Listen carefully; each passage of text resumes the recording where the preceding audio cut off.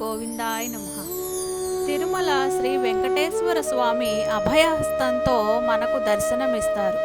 స్వామి 5 వేళ్ళు కలిపి మనకు చూపటంలో అర్థం ఏమిటంటే, మన శరీరంలో సమాన, ఉదాన, ప్రాణ, వ్యాన, అపాన వాయువులుంటాయి.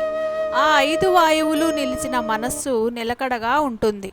కనుక ఆ 5 వాయువులను ఒక్కటిగా చేసి నన్ను ప్రార్థించు అని వెంకన్న అభయహస్తానికి అర్థం. ఓం గోవిందాయ నమః.